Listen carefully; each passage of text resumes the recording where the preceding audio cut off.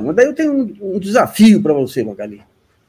Quando a gente assistiu o debate Trump-Câmara, qual que é o antidiscurso dela, aliás, para contrapor ao Trump? O Trump é aquele individualismo feroz, e ela falava, precisamos voltar à paz, precisamos relacionar com os nossos vizinhos, a sociabilidade, a solidariedade como uma força relevante de mobilização e tudo.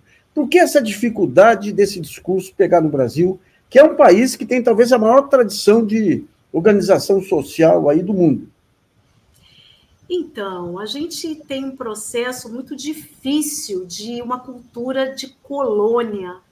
O Brasil foi colonizado com base em muita violência, com base numa tríade que é o patriarcado, o racismo e o latifúndio, né?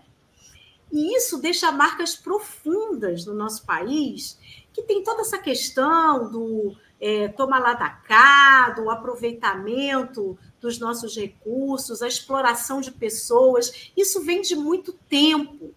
E isso corrói, ao longo da nossa história, a nossa própria formação como população. Então, a gente é aqui um terreno fértil para todo discurso de violência, para todo discurso de competição, para todo discurso de exclusão das pessoas, né? Isso é um terreno fértil pela forma como nós fomos construídos como povo, né? Como povo. Então, a gente tem que olhar para esse jeito de ser para a gente entender e até, vamos dizer assim, ter uma certa empatia com a população de um modo geral, que, entre aspas, cai nesse discurso, cai nesse tipo de apelo. Muita gente condena as pessoas, começa a falar o pobre de direita, aí faz meme e tudo mais, mas não é por aí. A gente tem que entender que há pessoas que conseguem encontrar uma caixa de ressonância dentro da população com os seus discursos que atingem esse tipo de abordagem. Então, qual é o desafio para a gente? Encontrar uma comunicação que também seja uma caixa de ressonância e que consiga entrar nesse mundo,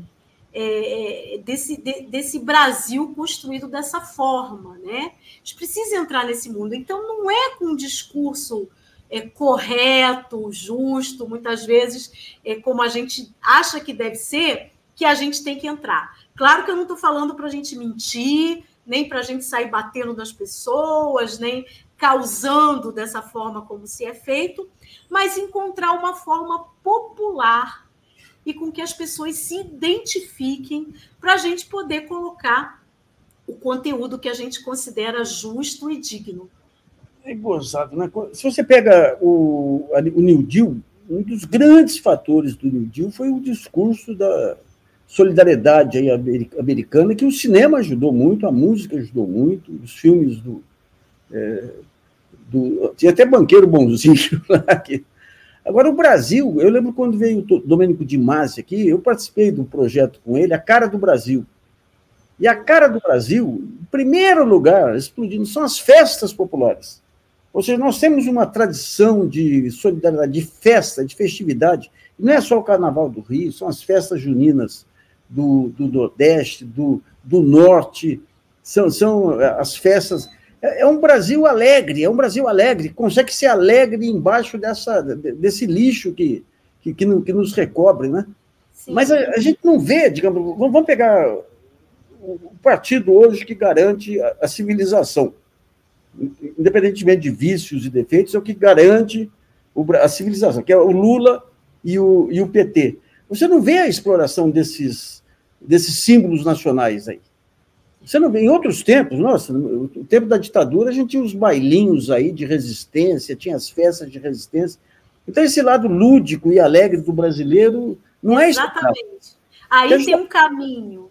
Aí tem um caminho. O diferencial, porque a direita não gosta disso. A direita gosta do chão. E eu diria mais, tem um outro caminho também, você lembrou muito bem dessa questão lúdica, da festa, é o carnaval. É o carnaval que tem um tom crítico da realidade, né?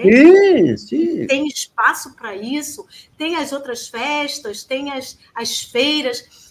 mas a gente tem também uma dimensão que não está perdida entre a nossa população, que é a dimensão da solidariedade. Sim. Quando a gente vê o que aconteceu recentemente com a tragédia climática no Rio Grande do Sul, agora com situações das queimadas, quando a gente tem essas questões todas ambientais que afetam as pessoas, mas mesmo tragédias, né, quando morrem pessoas em alguma situação de tragédia ou que alguém é afetado, abalado, há um movimento de solidariedade. Há, sim, isso ainda resiste como um valor que é humano e que também deve ser trabalhado nesse sentido de que a gente sempre olha as coisas muito negativamente, mas eu diria assim, há esperança, sim, entre as pessoas, com a criatividade, com o lúdico que você coloca e com esse espírito solidário que ainda existe entre nós e que merece ser ressaltado.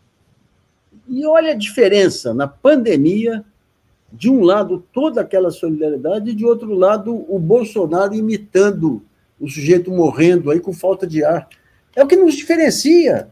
Exatamente, e que causou muito mal-estar, inclusive entre apoiadores, de pessoas que não viram aquilo com bons olhos, porque tinham suas próprias vidas e famílias afetadas, né? É isso. Exatamente, exatamente. Então, a gente tem aí um caminho de comunicação que precisa ser retrabalhado, que precisa ser desenvolvido. Quando, no Brexit, aquele processo foi desenvolvido pela Cambridge Analytica, e as pessoas lembram, Steve Bannon, aquelas figuras todas, qual era a prática básica que fez desenvolver todo aquele processo? Ir às ruas, ouvir as pessoas, ir aos bares, ir às escolas, ir aos espaços públicos, e as pessoas eram ouvidas, e os ouvidores iam lá anotando as coisas e colhendo, olha, tem um sentimento aqui, que precisa ser trabalhado, aí vai e constrói uma mentira em cima daquele sentimento. Ou seja, a gente também pode ouvir e construir uma lista de sentimentos, mas aí não vai com mentira, a gente vai com coisa positiva, a gente vai com elementos agregadores e não desestabilizadores. É possível, mas é um processo difícil, que tem que ter paciência e a vontade de ouvir e aprender com as pessoas. Vou te dar um exemplo. Quando foi noticiada o mandado de prisão do cantor Gustavo Lima, cantor sertanejo, muita gente zombou e fazendo piadinhas, que bom, eu não gosto dessa música mesmo, esse cara vai cantar lá na cadeia e tal. Enfim, independente do que ele está envolvido, se tem que ser preso, se não tem, há um público enorme, claro, afeiçoado a esse tipo de cultura da música e a essa figura, a esse tipo de figura. Então, não é com piada e zombaria em cima dessa realidade que a gente vai construir com as pessoas que têm um alinhamento e um afeto. A gente está numa fase que a questão dos afetos é muito significativa. E afeto que eu estou dizendo, né? Afeição a quem eu gosto, é aquilo que me afeta e que afeta as pessoas. Então, a gente precisa da sensibilidade, porque é com isso que a direita extrema está trabalhando já há muitos anos. E, com isso, ela está tendo eficácia na sua forma de comunicação.